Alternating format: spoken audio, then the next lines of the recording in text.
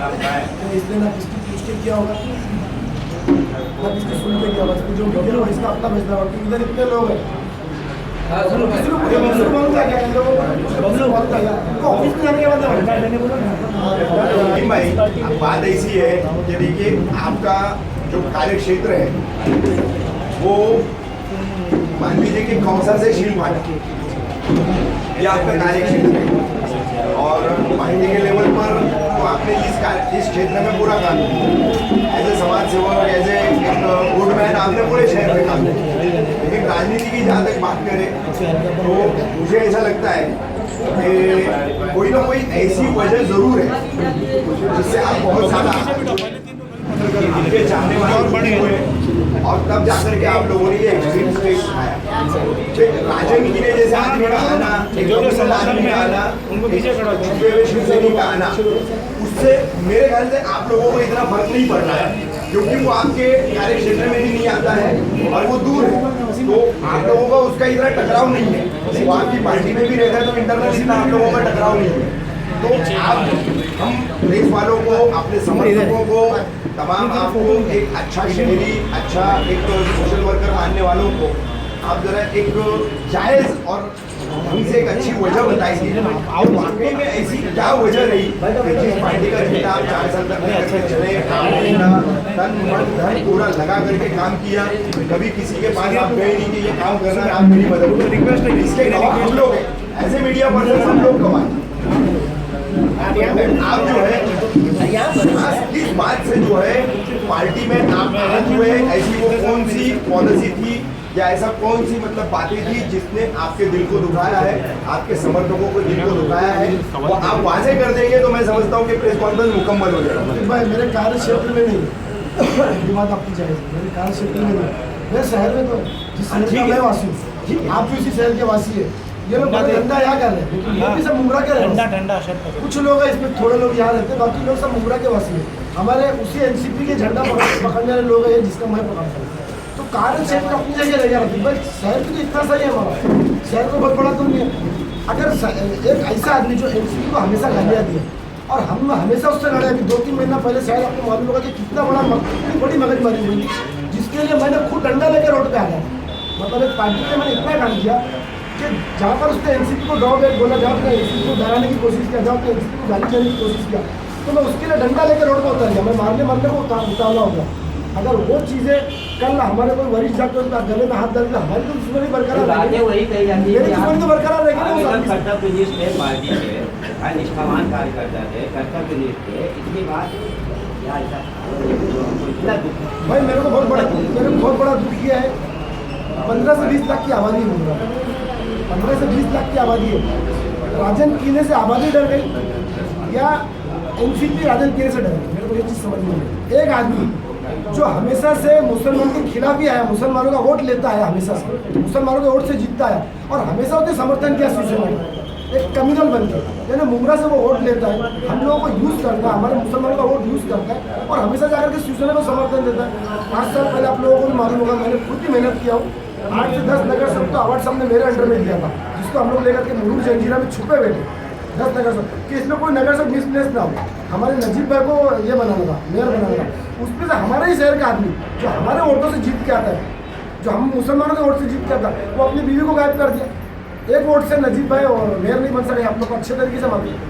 वो तो और उसने ये भी मनसे का समर्थन खत्म हो गया, नजीब मुल्ला की महापौर बनने की कहानी खत्म हो गई, वो छोड़ दीजिए। उसने ये भी तो अपने मुंह से डिक्लेयर किया ना, उसने भी तो अपने मुंह से डिक्लेयर किया ना कि मैं उसको वोट नहीं दिया, मेरी इसकी चिढ़ थी, मैंने उसको वोट नहीं दिया। वो बोला उससे राजनीतिक बदला था मेरा, वो उसने कहा राजनीतिक बदला था मेरा, वो उसमें जात पात धर्म का कोई मामला नहीं है, उसका राजनीतिक बदला रहा है, मेरा व्यक्तित्व रहा है कि भाई मेरे समझ में नहीं है, कम्युनल आदमी को तुम एनसीपी में ला रहे हो, जहाँ पर एनसीपी सेकुलरिटी की डंका पीटती है पूरे इंडिया में। अच्छा करीम भाई, जैसे आपने पार्टी को इस्तीफा दे दिया, आपके कार्यकर्ताओं ने छोड़ दिया, तो अभी आप किस पार्टी का दामन थामने वाले? अभी फिलहाल तो मैं किसी पॉलिटिकल पार्टी में, मेरा कोई प्लान नहीं है, कोई मूड नहीं है। नहीं, संन्यास लेंगे क्या? नहीं, संन्यास क्यों लूँगा यार, मैं संन्यास क्यों लूँगा? किसी पार्टी में मैं सोशल काम शुरू से करता था और पार्टी में था तब सोशल काम नहीं करा। ऐसा नहीं था कि मैं जब राष्ट्रवादी में हूँ तो सोशल काम नहीं था, ये आप लोगों को अच्छे से मालूम है।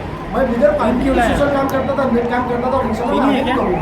और मैं बल्कि आप सोशल काम और जोर में करूँगा। मैं अपनी एक संस्था के बैनर पर खाली सिल बटे में नहीं करूँगा सोशल काम। मैं इंशाल्लाह स्टेशन तक का सोशल सिल बाटे तक सीमित होता हूँ, लेकिन अब इंशाल्लाह मेरे सोशल काम स्टेशन से चालू है। एनसीपी के अलावा और किस पार्टी को आप पसंद करते हैं? एनसीपी के अलावा और किस पार्टी को पसंद करते हैं आप? जी मेरे हिसाब से तो सारी पॉलिटिकल पार्टी ऐसे ही, मेरे को ऐसे ही मेरे को तो मेरे से पूछ रहे हो तो मेरे को तो यही दिख रहा है सुल्तान भाई, मेरे को तो ऐसे ही दिख रहा है। तो बेटर ये कि भाई देखो मैं नेट काम करने वाला आदमी, सामाजिक काम करने वाला आदमी, सोशल काम करने वाला आदमी, तो मैं समझता हूँ कि एक संस्था के नाम के ऊपर, एक संस्था के बैनर पर अगर मैं नेट काम और सोशल काम करूँ तो मेरे से आदमी अगर पार्टी आपको ऑफर देती है, कोई भी पार्टी, नाम नहीं लूंगा, कोई भी पार्टी, तो आप जाएंगे उसमें? मैं अभी इसका जवाब नहीं दूंगा क्योंकि मेरे काफ़ी समर्थक है। मेरे को अपने समर्थकों से भी राय लेना है। मेरे समर्थकों की राय जहाँ होगी, मेरे लोगों की जहाँ राय होगी कि करीम भाई यहाँ खड़े रहो, करीम भाई वहाँ खड़े रहो, तो मैं राष्ट्रवादी में रहते की सेवा करी तो आप किसी एक पार्टी से मत जाने ना, उसी तो आप दूसरों को कैसे कर सकते? यार मेरे को तो ऐसा लग रहा है अनवर भाई कि सब जगह ऐसे ही प्लेटफॉर्म बनते हैं। मेरे को तो ऐसा लग रहा है, मुझे तो ऐसा लगा करीम भाई कि हर जगह यही हाल है। करीम भाई इलेक्शन अभी करीब पे है 2017 का, तो किसको सपोर्ट करना पसंद करेंगे आप? अभी मैंने आपको बोला ना, मैं पार्टी का डिक्लेरेशन कुछ नहीं दे पाऊंगा। मैं मेरा नेट काम करता आप हूँ, इलेक्शन में खड़े रहेंगे? ये अभी मैं नहीं बोल पाऊंगा। मैं बोला ना, मैंने कल भी बोला ना, अभी मैं नहीं बोल पाऊंगा। मेरे समर्थक, मेरे लोग, मुझसे चाहने वाले लोग जो मुझको कुछ समझते हैं, मैं उनको कुछ समझता हूँ, वो जैसा बोलेंगे मैं उनके बोलने पे चलूंगा। आपके समर्थक बोलेंगे मीम में जाओ तो मीम में जाएंगे? अभी मैं कुछ नहीं बोल पाऊंगा। करीम भाई, आपके समर्थक बोलेंगे मीम में चलो तो जाएंगे ये यार? आप क्यों डिक्लेयर कर रहे हो यार? आप पत्रकार हो, समर्थक की बात ये आप क्यों डिक्लेयर पार्टी है, आप इनका नाम कैसे लिए? अच्छा, मैं समर्थक की इनके अलावा कई पार्टी है, आपने इनका नाम कैसे लिए? मैं आपको पहले 7 लफ्जों में पहले मैं आपको साफ बोल दूं, सब लोग सुन लो कान खोल के, सारे पत्रकार मेरे। अगर दोस्तों में ये होगा कि मेरा यहाँ का मेरा ये रिजिग्नेशन मीर पार्टी में जाने के लिए है, तो ये आप लोग दिमाग से निकाल, मेरा अल्लाह जानता है कि आप लोग दिमाग से निकाल। नहीं, मैं ये बोलता नहीं, आप समर्थक की बात की तो मैंने ये सवाल किया। समर्थक की बात की, जो समर्थक बोलेंगे तो वो मैं, हाँ ठीक है ना, मेरे समर्थक बोलेंगे, आप पत्रकार आप क्यों बोल रहे हो? तो आपके समर्थकों को लगाओ मीम से। आप मेरे समर्थकों को मुस्का दो, तुम लोग मीम का नाम पार्टी को आपने रिजाइन लेकर दिया, वहाँ पर आपके जो अध्यक्ष और सचिव उन्होंने एक्सेप्ट नहीं किया। आपका वहाँ ये जवाब था कि 99% अगर पार्टी मुझे मैं नहीं चाहता हूँ, अगर 1% आपकी कुछ होता है, अगर आपको पार्टी वहाँ पर वापस बातचीत करने का आपको बुलाती है, तो क्या आप उसको वापस सपोर्ट करोगे? अभी आप 100% देखो, कल रात तक 99% था, आज 100% मुकम्मल हो आप उसको 100% कर रहे हैं। बस कल मैंने एक पॉइंट छोड़ा था, आप 100% मुकम्मल कर दो इंशाल्लाह। अल्लाह चाहता मैं वापस, I am not going back to NCP anyhow, कोई भी तरीके से मैं करीम भाई राजनीति कल्याण में चर्चा है कि पुलिस का बैनर है, इसको फिर विरोध करने की तैयारी कर रहे हैं, इसको कहाँ कैसे जाएंगे? इसका जवाब एनसीपी के लोग दे पाएंगे जो वरिष्ठ लोग हैं। मैं तो अंदर सा कार्यकर्ता हूँ, जो मुझको कुछ बात नहीं बोल सकते हैं, हाँ बोल सकते था। मैं छोटा आदमी सा कार्यकर्ता था, करेक्शन सॉरी हमेशा ऐसे ही स्पीच दिया, इसलिए आदत पड़ी, इसलिए तो करेक्शन किया। इसे कहाँ कर सकता है? मैं बोला ना सौरभ भाई कि ये वरिष्ठ लोग ही जवाब देंगे, जिनकी गोपनीय मीटिंग होगी है, जिनकी कोर कमेटी, जो कोर कमेटी के लोग हैं, जो शहर का बहुत भला चाहते हैं, जो शहर का बहुत अच्छा चाहते हैं, वो भी जवाब। करीम भाई आपकी बात करके मैं एक ही सवाल, आखिरी सवाल मेरा इतना ही है कि रात में आपने इस्तीफा देते वक्त एक जो है पिक्चर क्लियर की इंटरनल आपकी पार्टी में कि आप इतने साल से काम करते चले आ रहे, आप जैसे और कुछ नाम भी आपने लिए थे, तो वो लोग भी काम करते चले आ रहे, और आने वाले इलेक्शन को ध्यान में रखते हुए आप जैसे तमाम जितने भी इंटरनल आपकी पार्टी के दावेदार हैं, तो उनको कहीं भी कंसीडर नहीं किया जा रहा है, ऐसा आपका कहना था? ऐसा मेरा ये भी मानना है। तो ये कंसीडरेशन नहीं होना भी एक वजह है क्या? एक वजह ये भी है, अगर मैं पार्टी में हूँ, तन मन धन से मैं काम करता हूँ, हर मोर्चा, हर आंदोलन में मैं 100-200 इन्हीं लोगों को मैं जमा करते रहता हूँ, पार्टी को बढ़ाता हूँ, पार्टी को प्लस करता हूँ, तो कुछ मेरी भी सोच है ना, कुछ मेरी भी तो वो है ना, मेरा कुछ ग्राफ है कि नहीं कि भाई अगर मैं भी सोच रहा हूँ लड़ने के लिए, तो पार्टी का भी काम था कि भाई ठीक है तू लड़ने वाला है तो बी रेडी, लेकिन पार्टी ने आज तक का आश्वासन नहीं दिया। इवन मैंने अपने एमएलए साहब के इधर पे भी गया परसों, मैं अवार्ड संध्या पर भी गया, लेकिन मुझे कोई रिस्पॉन्स नहीं मिला। थोड़ा सा उससे आगे बढ़ करके मैं एक सवाल आपसे करूंगा कि मेरी जानकारी ये मुताबिक देखिए, हम मीडिया वाले लोग हैं, हमारे जानकारी के जराए जो है वो बड़े अलग अलग होते हैं और वो हर मौके पर हम अपने जराए को जो है वो ओपन नहीं करते। मुझे ऐसा मतलब पता चला कि 2 दिन 4 दिन 8 दिन के 1 हफ्ते के बीच में आपके कुछ समर्थक जो है विधायक जितेंद्र आव्हाड से मिलने गए थे और आपकी मतलब पैरवी करने गए थे, और विधायक जितेंद्र आव्हाड ने जो है बड़ी मतलब बेढंग और बेअंदाज में जो है उनसे बात की, और उस वजह से जो है आपके तमाम समर्थकों का जो है मॉरल टूटा है, और उस वजह से उस अंदाज को देखते हुए आपके समर्थकों को ऐसा लगा है कि हमारे और हमारे चाहने वाले, हम जिनको चाहते हैं वो करीम खान की पार्टी को कोई इज्जत नहीं है जो हम समझते हैं। कुछ बात ये भी है, और फिर दूसरी बात ये सही है या नहीं? तो है ना मेरे को। अपनी तरफ से बताओ ना, हम मैं बता रहा हूँ ना आपको, मैं वही तो जा रहा हूँ, जितने कारण है सब बताओ। मैं बता तो रहा हूँ ना सर, लेकिन आपने बता, मैं वापस से बता रहा हूँ, मुझे टेस्ट करना है कि मेरे को गारंटी है कि मैं भी आपको एनसीपी का सर पे बैनर है तो मैं जिंदा, वैसा नहीं मेरे सर पे अल्लाह का बैनर है, और मैंने सोशल काम किया। जितने कारण है सब बताओ। मैं खुद गया था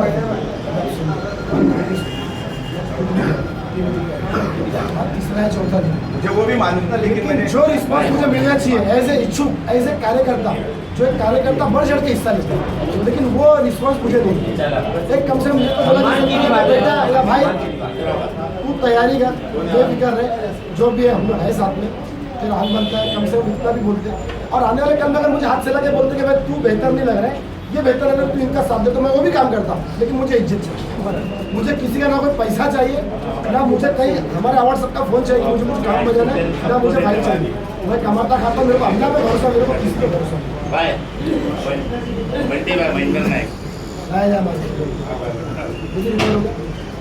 बिनाई खाली रहो।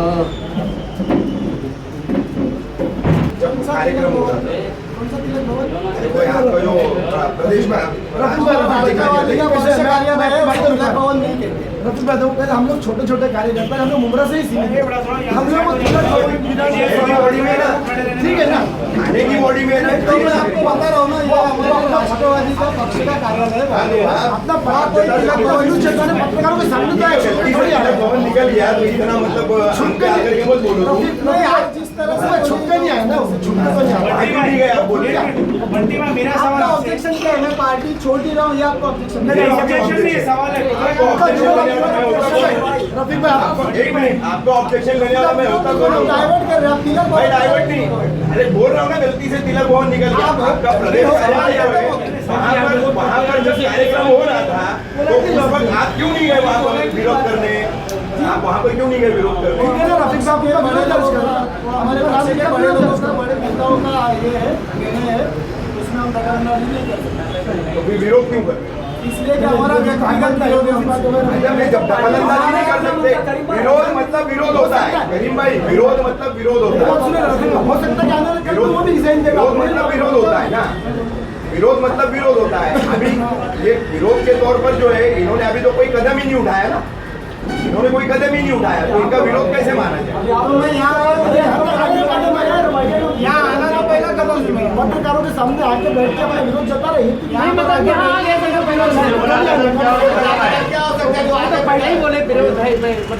विरोध उनका पर्सनली पार्टी पार्टी व्यक्तिगत होती है क्या?